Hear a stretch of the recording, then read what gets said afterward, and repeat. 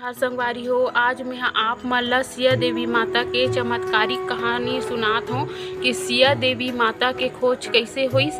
त बात हरे सिया देवी से 1-2 किलोमीटर की दूरी में नारा गांव।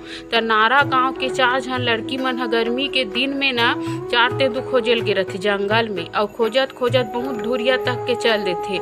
तेमे से एक झन लड़की ह देखन नहीं पाए, अभी कर झरना रथे नी तिहिम गिर जाथे। तो कसन में ओकर बाकी सहेली रथे नी ते मन ह डर के मारे घर आ जाथे।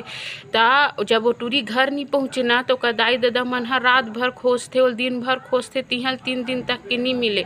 तो गाँवेच के मनखे एक झन बताथे कि गाँव के 3 झन टूरी सन में तुम्हार घर के टूरी 4 तेंदू खोजल जंगल डहन गे रही से कहीं के वही मन ला पूछो कहीं के।